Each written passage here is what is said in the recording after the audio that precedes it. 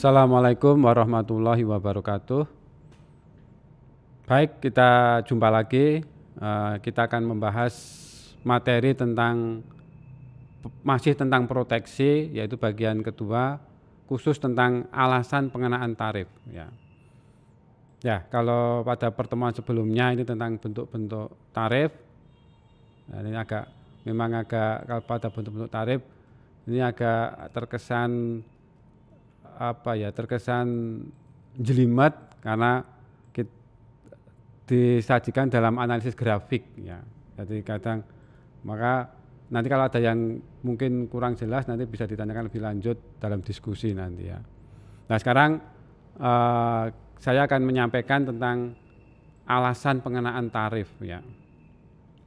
Nah, ini masih tentang proteksi tapi khusus alasan pengenaan tarif. Nah, kenapa pemerintah harus mengenakan tarif? Jadi intinya proteksi ini khususnya tarif ini, karena tarif itu merupakan bentuk proteksi yang paling populer, banyak digunakan oleh negara-negara, oleh pemerintah di negara-negara sedang berkembang. Tapi ini meskipun demikian, ini bentuk tarif ini merupakan kebijakan yang tidak populer dalam konteks tidak populer dalam konteks perdagangan bebas. Nah, tidak sejalan dengan perdagangan bebas. Maka nanti bagaimanapun kalau toh harus dikenakan, ini tarif itu merupakan bentuk kebijakan yang terakhir yang harus diberlakukan oleh pemerintah khususnya di negara sedang berkembang. Ya. Nanti pelan-pelan proteksi dalam bentuk apapun ini akan dihilangkan sesuai dengan kesepakatan yang ditandatangani oleh negara-negara di dunia ini dalam perdagangan bebas, yang disebut sebagai kesepakatan atas tarif dan perdagangan atau disingkat GATT ya, General Agreement on Trade and Tariff. Ini sudah ditandatangani sejak tahun 94. Tapi persiapannya cukup panjang dan negara sedang berkembang ini diberikan persiapan waktu yang lebih panjang dibanding negara maju. Jadi kesepakatan atas kesepakatan atas perdagangan bebas tadi ini sudah mulai tentu diharapkan selesai pada tahun 2020 kemarin. Ya. Jadi artinya kalau kesepakatan itu benar-benar diberlakukan, maka tidak ada lagi bentuk proteksi apapun, termasuk tarif. Ya, ini kalau masing-masing negara konsekuen atas kesepakatan yang disepakati tadi, atas kesepakatan yang sudah ditandatangani. Nah, tapi meskipun demikian, mungkin masih ada beberapa negara yang mengenakan tarif sebagai pilihan dari kebijakan terakhir ya dalam memproteksi industri dalam negeri. Nah, sekarang apa alasan yang yang bisa dikemukakan terhadap pengenaan tarif ini? Ada beberapa alasan. Yang pertama, ini sebagai bentuk penerimaan negara, ya, penerimaan negara. Jadi tarif itu merupakan sumber penerimaan negara selain pajak. Jadi sebenarnya tarif ini juga pajak impor ya. Maksudnya selain pajak itu pajak-pajak yang lain. Kan pajak itu berbagai macam. Nah, tarif ini khusus pajak atas barang impor ya. Ya, jadi memang pemerintah di negara manapun itu mengandalkan penerimaannya selain dari ekspor juga dari penerimaan pajak. Ya, salah satu bentuk penerimaan negara itu adalah dengan memberlakukan tarif. Tetapi di sini tarif dapat dikenakan dengan syarat penerimaan dari pajak sudah tidak dapat ditingkatkan. Artinya selama penerimaan pajak yang lain itu bisa ditingkatkan, ya tarif itu tidak diberlakukan. Kan gitu. Jadi tidak diberlakukan. Jadi kalau toh diberlakukan, ini bisa dikatakan sebagai pilihan terakhir ya. Kalau sumber penerimaan negara yang lain sudah sulit ya, maka bisa mengenakan tarif. Kemudian kegiatan syarat yang kedua, kegiatan yang dibayar atau dibiayai dari tarif tadi itu diharapkan memberikan manfaat. Ya, memberikan manfaat. Maka di sini tarif merupakan alternatif terakhir sebagai penerimaan negara.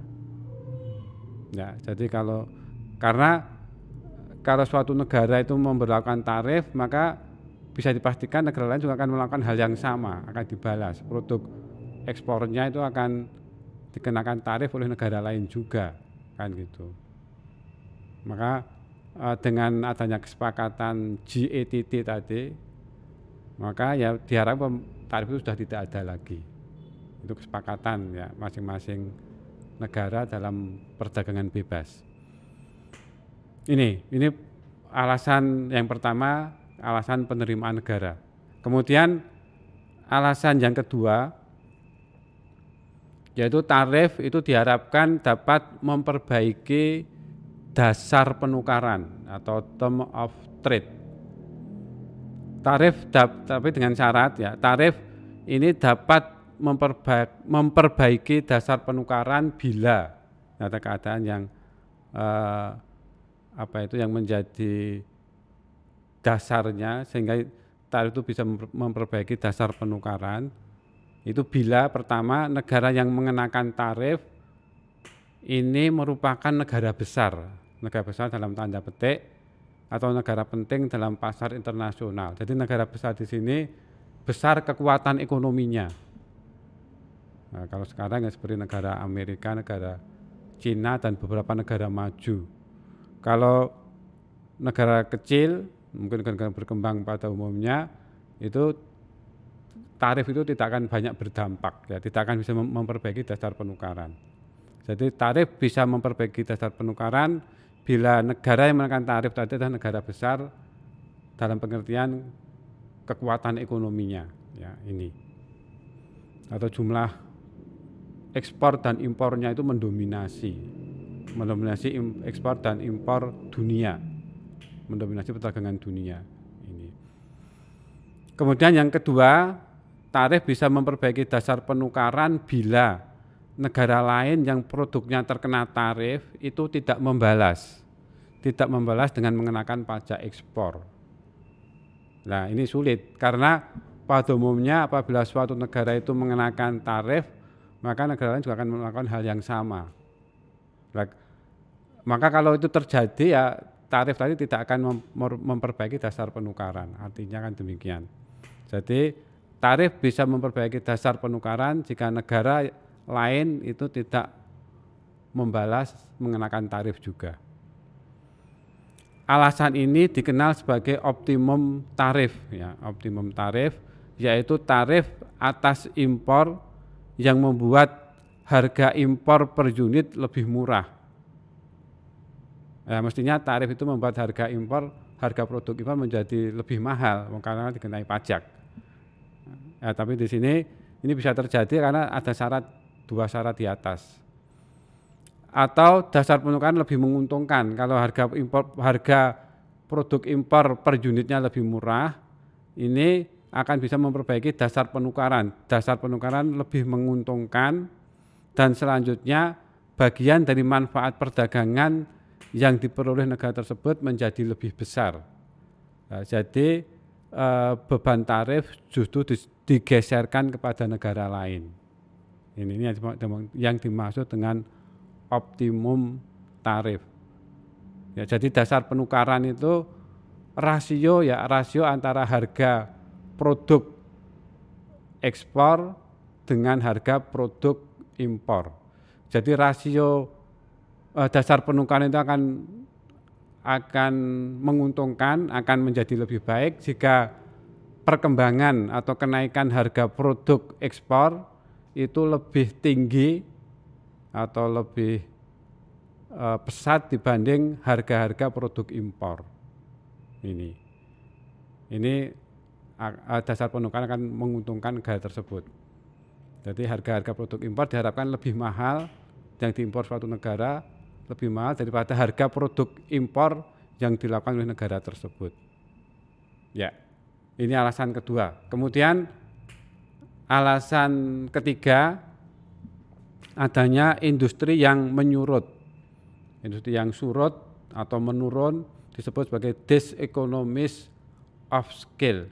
Jadi industri atau perusahaan-perusahaan tadi sudah terjadi peningkatan biaya produksi atau tidak efisien lagi. Nah, dengan adanya tarif, ini tarif dapat membantu industri yang surut dalam melakukan penyesuaian sebelum tutup atau beralih ke sektor lain. Jadi industri yang surut itu kan tentunya tidak bisa dibiarkan terus-menerus. Nah, sebelum dia tutup atau pindah ke sektor lain, maka ini bisa untuk bertahan ini bisa dibantu dengan pengenaan tarif. Ini sehingga dia masih bisa bertahan ya.